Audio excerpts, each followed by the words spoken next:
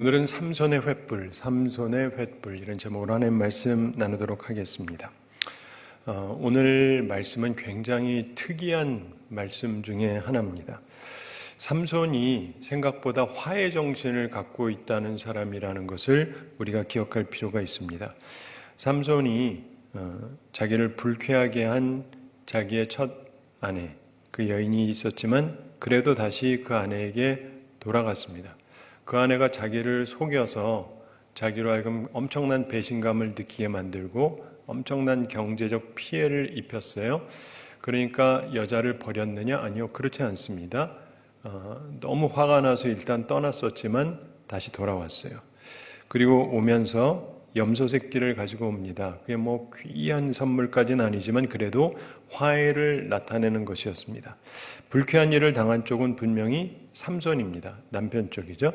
여자 쪽에서 화해를 표했어야 옳은 일입니다. 그런데 한 번도 화해를 청한 적이 없습니다. 잘못했다고 한 적도 없고 미안하다고 한 적도 없고 그렇잖아요. 부부 사이에서 확연하게 아내가 잘못했으면 누가 잘못했다고 그래야 돼요? 여성분들이 많아서 그런지 말을 안 하시고 남성분들은 아내 눈치 보느라고 말을 안 하시는 것 같아요. 아니 확연하게 아내가 잘했으면 누가 미안하다 그래야 돼요? 아내가. 그렇죠. 지금도 눈치를 보시는 것 같아요. 그거는 명확하죠. 이게 명확하지 않을 경우는 그렇지만 이거 확실히 아내가 잘못했으면 아내가 미안하다고 해야 맞는 거죠. 그런데 아내가 미안하다고 했습니까? 전혀 미안하다고 하지도 않고 아무런 노력을 하지를 않았습니다. 그러나 삼손은 너그럽게 자기가 먼저 화해의 손을 내밀었습니다. 1절 함께 읽어보겠습니다. 얼마 후 밀 거둘 때 삼손이 염소 새끼를 가지고 그의 아내에게로 찾아가서 이르되 내가 방에 들어가 내 아내를 보고자 하노라 하니 장인이 들어오지 못하게 하고. 아멘. 여기서 보면 분명히 삼손이 염소 새끼를 가지고 자기 아내에게로 찾아왔습니다. 그리고 방에 들어가서 아내를 보기를 원한다 이렇게 얘기합니다. 이것은 화해를 청하는 것이죠. 사실은 여러분 어떻게 보시는지 모르겠지만요, 삼손은 잘 생각해 보면 이렇게 순정남이 없습니다. 힘은 굉장히 세지만 아무리 살펴봐도 이런 순정으로 가득 찬 남성은 제 주변에서 한 명도 못 봤어요. 여러분은 흔히 보십니까? 거의 보기가 힘들어요. 그것도 엄청난 힘을 가진 사람인데 다음에도 계속 보겠습니다. 막 1000명을 때려 죽일 정도의 사람인데 아내는 한 대 때렸다는 말이 없어요. 겁줬다는 말도 없고. 이게 흔한 얘기가 아니죠. 그리고 아내가 그렇게 잘못했음에도 불구하고 기분은 굉장히 화가 나지만 그냥 떠났다가 다시 돌아옵니다. 잘 지내보려고. 이런 남자가 흔하냐고요? 거의 없죠. 세상에 이렇게 좋은 남편감은 없을 거예요. 참 훌륭한 사람이었고 또 화해 정신도 가지고 있었습니다. 그런데 삼손이 거절을 당합니다. 실상 화해할 수 있는 상태가 아니었어요. 장인이 잘못을 했기 때문인데 크게 잘못을 했는데 그걸 가지고 변명하려고 애쓰고 있습니다. 2절 함께 읽어보겠습니다. 이르되 내가 그를 심히 미워하는 줄 알고 그를 내 친구에게 주었노라. 그의 동생이 그보다 더 아름답지 아니하냐. 청하노니 너는 그를 대신하여 동생을 아내로 맞이하라 하니. 자, 이 내용을 보면은요, 세상에 무슨 이상한 소설책에서도 보기가 힘든 그런 얘기입니다. 자, 네가 내 딸을 미워하는 줄 알고 그래서 어떻게 했다고요? 친구에게 줬다. 이런 일이 있습니까? 이게 말이 되냐고요? 이혼한 것도 아닌데. 그렇죠? 결혼한 여자인데 그리고 같이 신혼의 시간 일주일을 보냈는데 그리고는 여자가 크게 잘못을 해서 남편이 화가 나서 갔다가 왔는데 그러면 그 사이에 해야 되는 게 뭐예요? 미안하다 그러고 용서해 달라 그러고 앞으로는 안 하겠습니다 하면서 해야 되잖아요. 근데 그런 노력 하나도 안 했고 그 아버지도 마찬가지 한술 더 떠서 딴 남자한테 줬대요. 이런 집안이 흔히 있습니까? 없잖아요. 아무리 이상한 집안이라 할지라도 그런 집안은 없죠. 자기네가 잘못해놓고는 또 네가 싫어하는 줄 알고 딴 남자한테 보냈다. 이것만 해도 엽기적인데 그 다음에 하는 말은 또 다른 엽기적인 얘기입니다. 그의 동생이 그보다 더 아름답지 아니하냐. 야, 그 여동생 얘가 더 예쁜데 얘 데리고 살아. 이러는 거예요. 야, 이게 흔한 얘기입니까? 있을 수가 없는 얘기잖아요. 세상에 이건 뭐 도덕도 없고 예의도 없고 이게 뭐예요? 그러면서 이게 변명이 될 수 있는 바가 아니지 않습니까? 자, 장인이 한편으로 보상하겠다는 겁니다. 작은 딸을 주겠다. 근데 이게 얼마나 참남한 제안입니까? 말도 안 되는 이야기죠. 여러분, 항상 우리들이 보게 되는 것 중에 큰 문제점 중에 하나가 뭐냐면 사람들이 많은 경우 자기의 잘못을 인정하고 용서를 빌지 않는다는 거예요. 잘못했으면 잘못했다고 그러고 미안하다고 해야 그런다고 해결이 다 되는 건 아니죠. 대부분의 사람들은 우리 주님과는 다르기 때문에 용서가 잘 안 됩니다. 그래도 어쨌든 미안하다고 해야 좀 화가 가라앉을 텐데 미안하다는 것도 없고 네가 싫어해서 그러는 걸로 알고 그래서 이랬다. 그러니까 이 준 것조차도 다 너 때문이라는 식이잖아요. 그리고는 근데 나름대로 내가 보상해 줄 테니까 그 동생이 더 예쁘잖아. 더 예쁜 애랑 살면 되지 않아? 아이 지금 뭐 하자는 겁니까? 이게 결혼인데. 근데 이렇게 자기 멋대로 많은 사람들이 있잖아요. 일을 이런 식으로 처리합니다.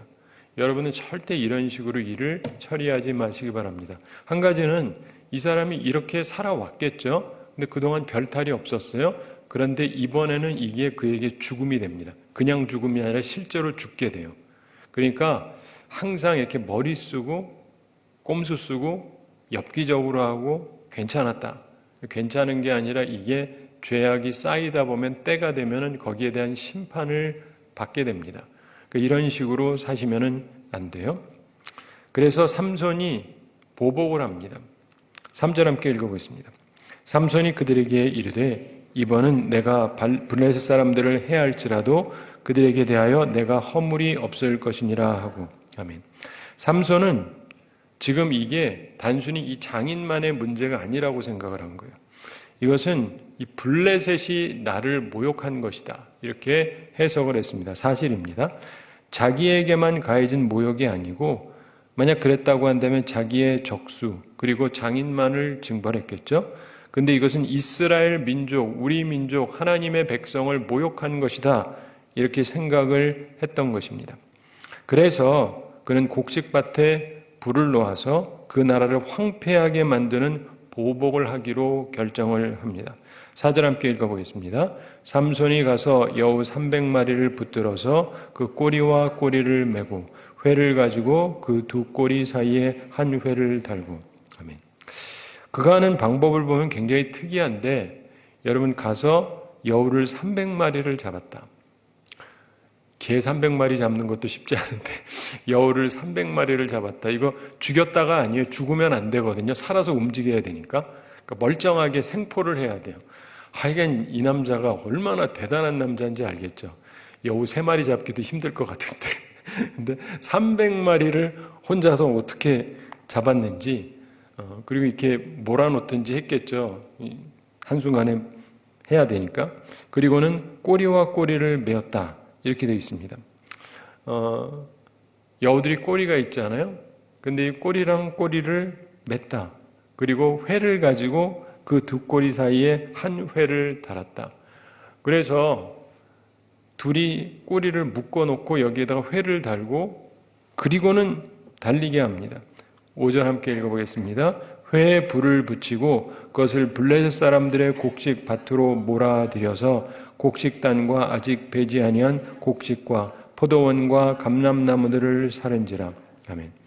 자, 이런 준비를 해놓고 300마리 놓고 그 다음에 300마리가 이제 2마리가 한 쌍이 되게 해가지고 150쌍의 여우의 꼬리에다가 회를 달아놓고 그 다음에 불을 탁 붙입니다. 불 붙이면은 급하잖아요. 뜨거우니까.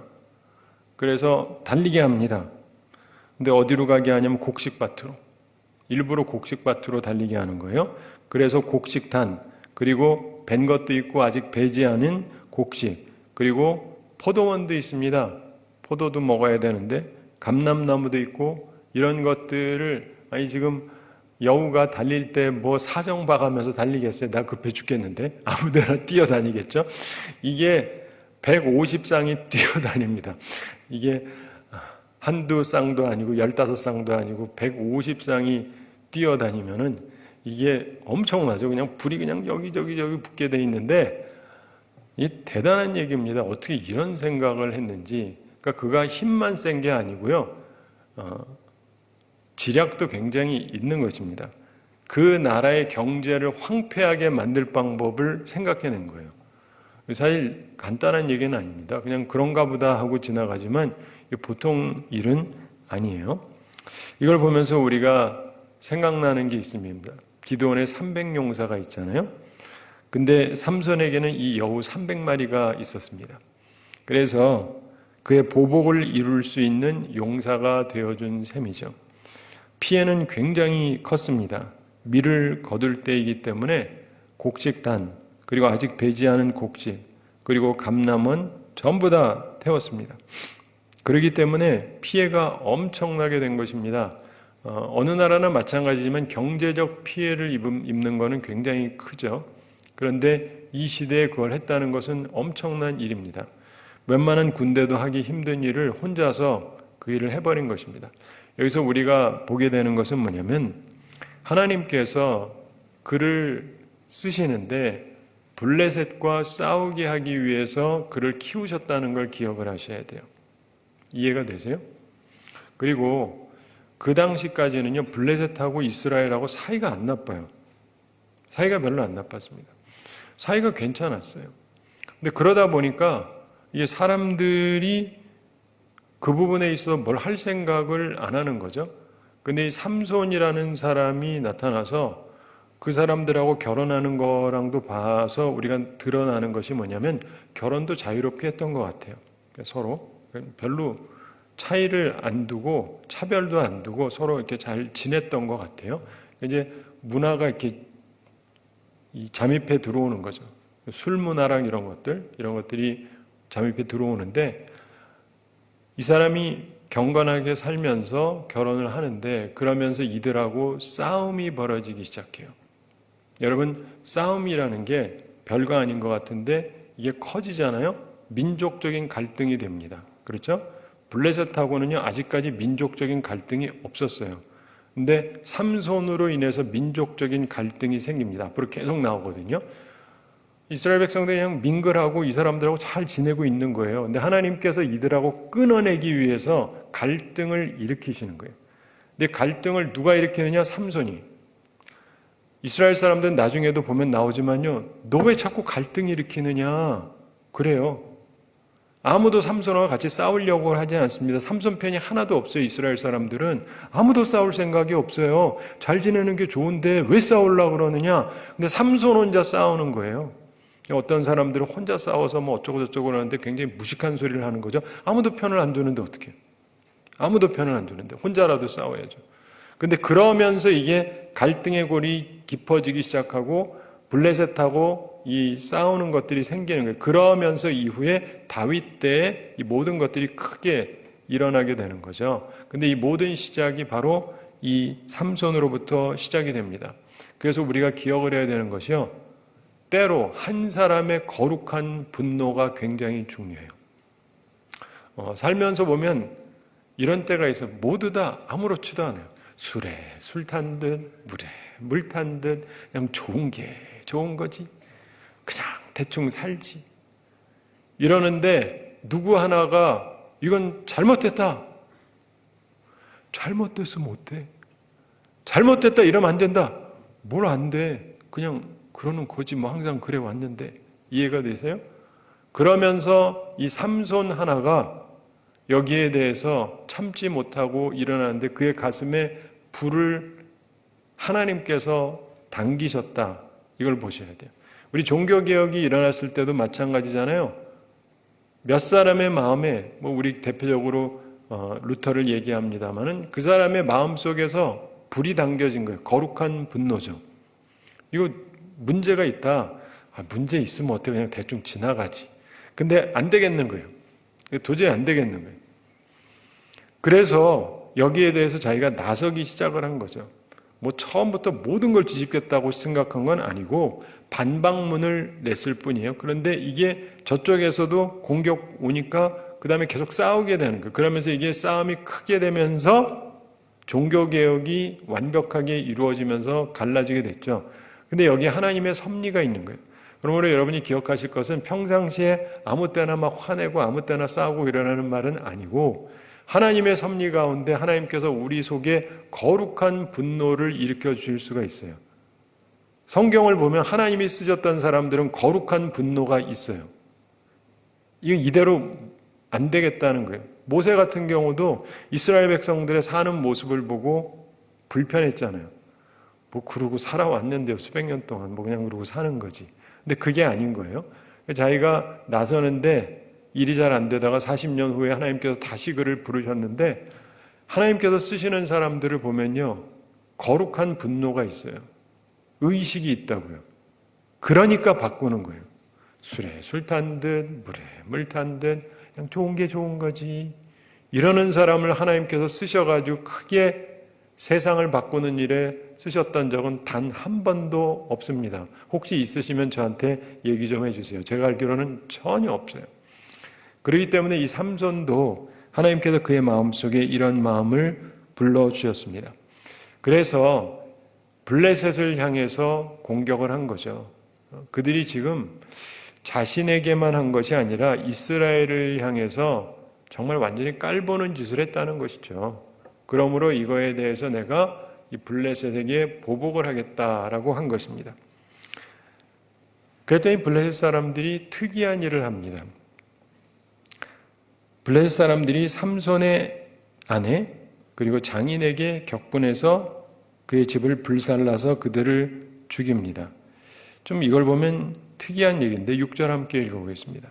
블레셋 사람들이 이르되 누가 이 일을 행하였느냐 하니 사람들이 대답하되 딥나 사람의 사위 삼손이니 장인이 삼손의 아내를 빼앗아 그의 친구에게 준 까닭이라 하였더라. 블레셋 사람들이 올라가서 그 여인과 그의 아버지를 불사르니라. 아멘. 여기서 보면은 블레셋 사람들이 이 부분에 대해서 화가 나잖아요. 경제적으로 굉장한 피해를 입었으니까 보복을 하는데 누구에게 보복을 하느냐? 자기들끼리 보복을 하는 거예요. 그래서 삼손의 아내하고 장인에게 보복을 합니다. 한편으로 그들에게 보복한 이유가 뭐겠어요? 약자니까. 약한 사람 치는 게 쉽잖아요. 그렇죠? 삼손하고는 싸우겠다고 안 덤빕니다. 이 보통 인간이 아니니까. 아직은. 나중에 또 하긴 하지만 아직은. 그래서 약자부터 치기 시작을 하는 거죠. 근데 여기서도 우리가 보게 되는 것은 하나님께서 자기 백성의 적을 자기네들끼리 분쟁을 일으켜서 복수하도록 만드셨다라고 하는 부분을 보게 됩니다. 블레셋 사람들은 만일 삼손의 아내가 수수께끼 답을 알려주지 않으면 그녀와 그녀의 아버지의 집을 불살라 버리겠다고 위협했었습니다. 삼손의 아내는 목숨을 구하기 위해서 남편을 배신했죠. 근데 결국 어떻게 됐습니까? 모면하려고 하던 바로 그 재앙이 이 여인에게 임한 거죠. 남편을 배반했던 여인, 자신이 아첨했던 그 블레셋 남자들에 의해서 죽임을 당했습니다. 사랑하는 성도 여러분, 부당한 방법으로 재앙을 피하려고 하는 자는 도리어 화를 당하게 됩니다. 그래서 자기의 생명을 구하려고 하는 자는 잃을 것이다. 이런 말씀도 있는 것이죠. 뭐 어떻게든 하여간 살아야 되는 거 아니냐. 근데 여러분 항상 그 생각을 하셔야 돼요. 물론 뭐 목숨을 함부로 버리면은 안 되지만 그 위협에 무조건 잠식당하는 게 잘하는 게 아닙니다. 전에도 말씀드렸던 것처럼 사실은 삼손이 얼마나 강한 사람인데 자기에게 주어진 이 남편, 자기를 그렇게 사랑하는 이 남자, 그렇잖아요? 자기를 정말 사랑하는 남자고 자기 이뻐하고 자기한테 순정이 있는 남편인데 이 사람한테 모든 얘기를 했었으면 다 해결을 했을 텐데 자기 혼자 딴 계산한 거 아니에요? 딴 남자들이 말하는 걸 겁내면서 그 사람들 편 붙었다가 결국은 자기가 불타서 죽게 됩니다. 이렇게 하면은 괜찮을 거라고 했는데 오히려 그들이 나중에 불태워 죽이잖아요. 그러니까 나쁜 사람들은요, 믿을 게 못 돼요. 네. 자, 그런데 이렇게 되니까 삼손이 어떻게 하느냐? 그리고 그냥 끝났으면 되는 것 같은데 삼손이 이러고 끝나지를 않습니다. 좀 특이한 얘기를 해요. 7절, 8절에 보시면은 우리 7절 함께 읽어보겠습니다. 삼손이 그들에게 이르되 너희가 이같이 행하였은즉 내가 너희에게 원수를 갚고야 말리라 하고. 자, 왜 이렇게 얘기를 했을까? 일단 우리가 어떤 부분은 이제 성경이 해석을 안 해주는 부분이 있는데 한 가지 분명한 것은 삼손은 자기 본래 아내를 죽일 생각이 없었어요. 그렇죠? 네, 죽일 생각이 없었습니다. 굉장히 순정이 있는 사람이라서. 그래서 다윗 같은 경우도 이 사람이 골리앗 때려잡고 막 굉장한 남자잖아요. 그래가지고 처음에 결혼을 했었죠. 사울의 딸하고 결혼을 했었습니다. 근데 나중에 사울이 자기를 막 죽이려고 그러니까 할 수 없어가지고 도망가잖아요. 도망가서 딴 데 갔는데 딴 나라까지 이제 피해서 갔습니다. 근데 이 삼손도 이 장인이랑 좀 비슷한 일을 해요. 그 아내를 어떻게 하죠? 모르세요? 딴 남자한테 줍니다. 아니, 유부녀를 자기 딸인데 사위 마음에 안 든다고 딴 남자한테 줬어요. 이게 말이 됩니까? 해도 너무했지. 근데 어쨌든 그랬는데 이후에 다윗이 다시 온 다음에 그 아내를 데려오려고 합니다. 아니, 사실은 보통 나랑 결혼했지만 이미 딴 남자랑 살고 있으면은 데려오는 게 아니죠. 근데 어쨌든 자기 딴에는 좋았으니까 그렇겠죠? 예. 저는 다윗 마음은 잘 모르겠지만 자기 딴에는 하여간 그 첫 아내가 좋아서 그랬겠죠. 안 그러고서야 남의 남자랑 어쨌든 살고 있는데 이미 관계를 맺고. 근데 뭐하러 데려와요? 그리고 딴 사람이 봐도 모양새가 안 좋잖아요. 이미 딴 남자랑 살았는데.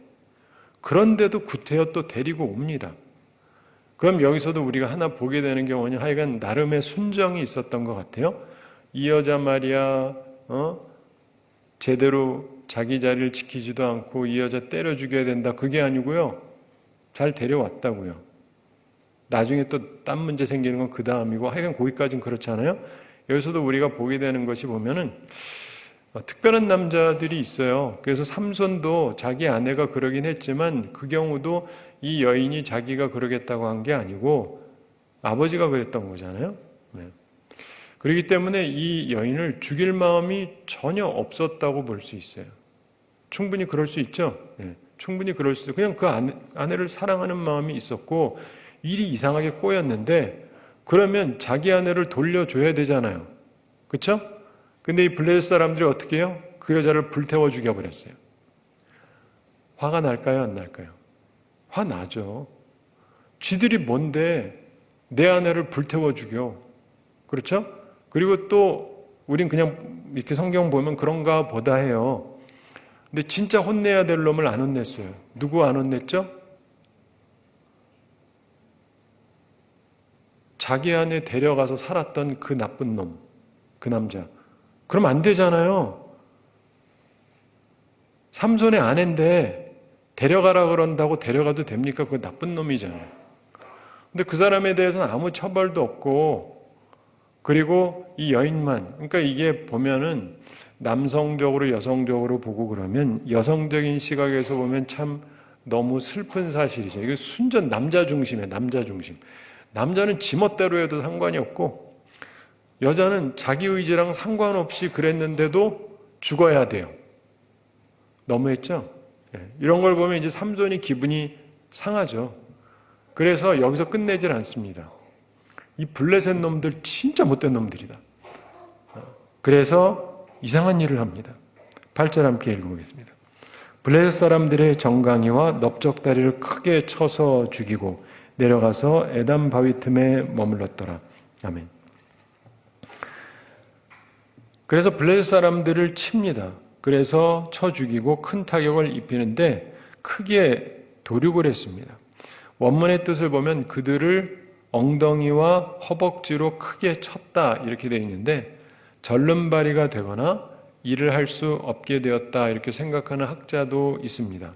하여간 어찌되었든 간에 삼손이 힘을 다해서 쳤고 몇 명을 어떻게 했는지는 모르겠지만은 엉망진창으로 많은 남자들을 쳤던 건 사실인 것 같아요. 그리고는 삼손이 피합니다. 왜냐면 저쪽에서도 화가 날 테니까. 그리고 이제 다음에 볼 텐데 엄청난 일이 그 후에 벌어지게 됩니다. 저기서 보게 되는 것은 이런 것입니다. 삼손의 움직임 속에는 하나님의 인도하심이 있었던 것입니다. 때로 우리가 살아가면서 보면 굉장히 평안한 때가 있어요. 그럼 평안하게 살다가 즐기다가 살면 되겠죠? 근데 어떤 때는 평안하지 않은 때가 있습니다.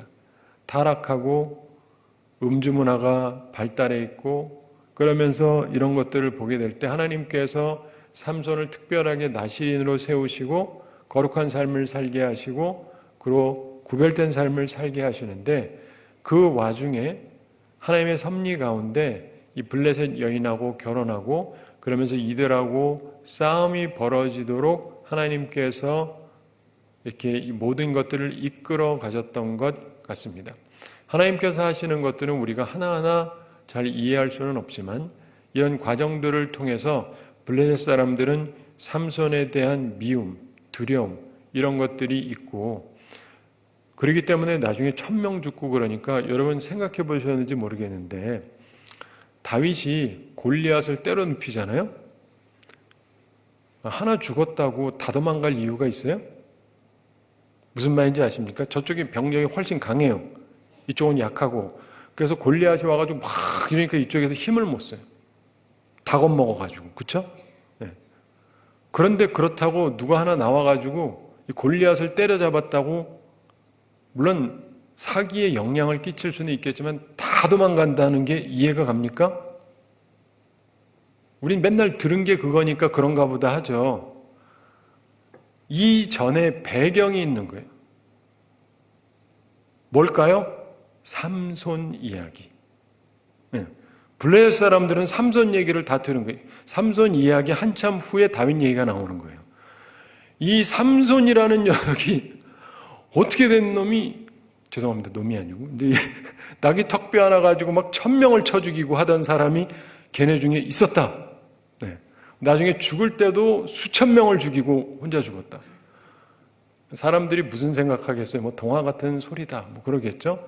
근데 갑자기 어느 날 전쟁을 하는데 귀엽진 않아도 하여간 좀 이렇게 좀 동안같이 생긴 어떤 젊은 청년이 나왔는데 이만한 사람이랑 싸우겠다고 덤벼들면서 물맷돌 가지고 돌멩이 가지고 하는데 딱 맞추니까 쓰러지고 가가지고 그냥 그 사람 칼 뺏어가지고 목 베가지고 딱 올리니까 사람들이 누가 생각나겠어요? 삼손. 삼손 얘기가 없었으면 그 정도로 두렵진 않았을 거예요. 근데 딱 나타나는데 옛날 사람들은 누가 다시 태어났다 뭐 이런 생각도 막 하고 그러니까 저 삼손 같은 놈이 태어났을 거다라고 생각했을 수가 있어요. 물론 제가 얘기하는 건 성경에 그렇게 언급되어 있는 건 아니지만 그럴 수가 있죠. 우리만 해도 우리 맨날 울거먹는 거 있잖아요. 이순신 장군. 그런 것처럼 이 나름대로 뭐가 이렇게 있는 건데 바로 그 모든 두려움을 줬던 존재의 시작이 바로 이 삼손이었어요. 삼손. 그러면서 우리는 그의 모습을 보게 되는데 사랑하는 성도 여러분, 말씀을 맺으면서 우리가 생각할 게 있습니다. 우리가 꼭 적용점으로 생각을 해야 되는 것이 있는데 여러 측면에서 생각해 볼 수 있어요. 예를 들면 삼손의 장인 같은 삶을 내가 살고 있지는 않은가 좀 생각해 볼 필요가 있습니다. 너무 쉽게 자기 멋대로 일을 벌려요. 인생은 그렇게 사시면 안 돼요. 그러다 큰일 벌어집니다. 그리고 화해도 쉽게 된다고 생각해요. 그게 그렇게 쉽게 되나요? 그리고 자기 스스로가 화해의 길을 끊어놓은 것이죠. 자기 딸이 잘못했으면은 미안하다 그러고 했어야 되는데. 그리고 잘못을 간단하게 보상할 수 있다고 착각을 했습니다. 그런 생각 하지 않는 것이 좋습니다. 이런 모든 것들이 다 뭐냐면은 판단차고요. 지혜가 없는 것이죠. 세상 사람들은 자기가 지혜롭다고 다 생각하지만 인간의 머리로 하는 모든 것들은 언젠가는 끝이 날 때가 옵니다. 사랑하는 성도 여러분, 올해를 지내면서 이 장인같이는 살지 마세요. 네. 절대로. 항상 의로운 길로 가려고 노력을 해도 우리가 실수할 수도 있고 잘못할 수도 있는데 남이 어떠냐와 상관없이 내가 가능하면 하나님이 기뻐하시는 길로 가려고 노력을 해야 됩니다.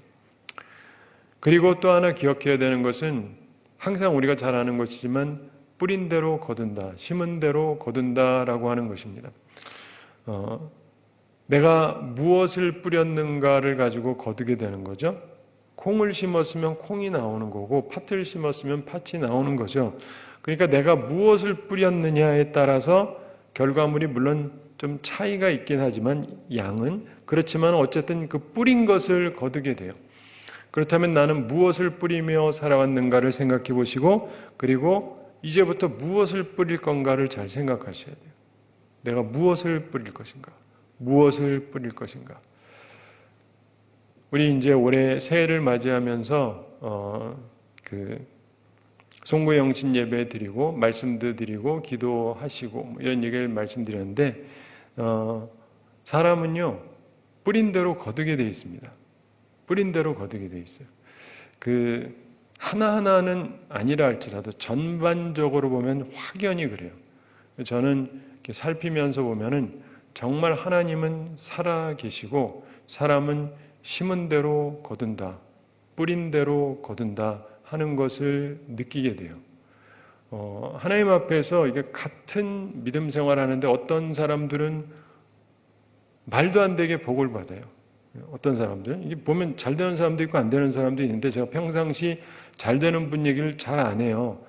없어서가 아니라 그러면 좀 기분 상하는 분이 있을까 봐 말 안 할 뿐인데 그러나 항상 보면 잘 되는 분들이 있어요.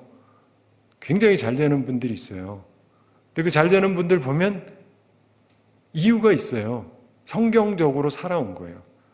말씀대로 살아오고 말씀대로 뿌리고 그러는 중에 하나님이 그러한 결실을 하게 해주세요.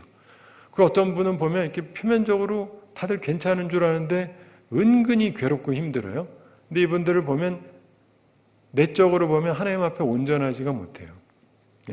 그러니까 하나님은 만홀히 여김을 받지 않는다 그러잖아요. 하나님은 속지 않는데요. 사람은 속일 수 있어요. 목사도 속일 수 있고 심지어 자기가 자기도 속일 수 있습니다. 그러나 하나님은 속일 수가 없어요. 그래서 하나님은 만홀히 여김을 받지 아니하나니 사람이 무엇으로 심든지 그대로 거두리라. 이게 신약의 말씀이에요. 하나님께서는 다 아신다니까요. 그러니까 착한 마음을 가지셔야 돼요. 선한 마음을 가지시고 의도 자체가 순수해야 돼요. 그러면서 나아가야 됩니다. 그 때로는 하나님께서 주시는 의분이면 이것도 끌려고 그러면 안 돼요. 두려워하지 말고 뚫고 나가야 된다니까요. 오늘날 이 세대가 안 변하는 이유는 의분을 가지고 아무도 안 한다 할지라도 나라도 라고 하는 사람이 거의 없기 때문이에요. 그냥 다 봐서 이렇게 세력이 있고 세력이 있을 때나 갑자기 확 하고 하는 거지 정말 옳은 일이라면 아무도 나서지 않는다 할지라도 내가 하나님 앞에서 의분을 품고 이걸 반드시 해결하겠다. 그냥 안 두겠다. 이게 있어야 돼요. 항상 느끼지만 이럴 때 아무도 아멘을 안 하지만 그래도 이게 있어야 돼요. 그런 사람에 의해서 역사가 바뀌고 시작이 되는 거예요. 저는 참 좋아하는 분 중에 하나가 에스더인데 에스더서에서도 보면은 그 에스더는 다 갖춘 분이잖아요. 근데 에스더가 그 왕후로서 살면서 왕후니까 얼마나 아는 사람이 많습니까? 그렇죠? 인맥도 있고 지위도 있고 여러 가지를 가지고 문제를 해결할 수 있는데 그걸로 해결하려고 하지 않습니다. 뭘로 해결해요? 기도로. 그렇죠? 하나님 앞에. 이게 여러분은 그냥 그래 보이시는지 모르지만 저는 그게 굉장히 크게 느껴져요. 사람이요, 아무것도 없으면서도 하나님 앞에 기도 안 해요. 근데 뭐 있는 사람은요, 더 안 해요. 왜냐하면 의지할 때가 많이 있으니까 내가 돈도 있고 사람도 있고 권력도 있고 해결할 수 있는 방안이 많이 있다고 생각해서 하나님 앞에 와서 금식까지 하면서 누가 기도를 합니까? 안 하죠. 에스더처럼 그런 자리에 있는데 금식하면서 기도하는 사람은 없나니 하나도 없도다.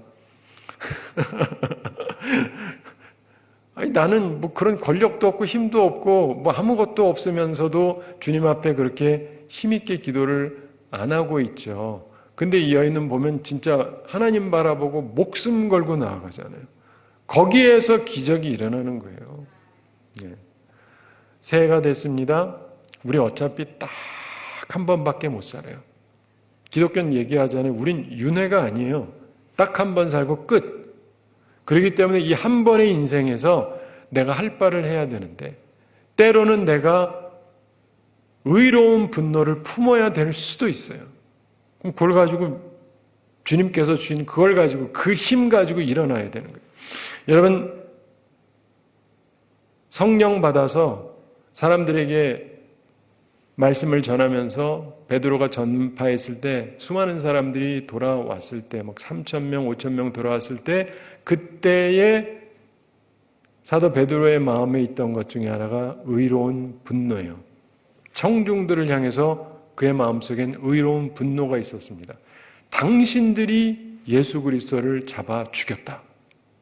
그리고 그 의로운 분노로 그들에게 도전을 했을 때 이게 그들의 마음에 꽂히면서 변화가 일어난 거예요.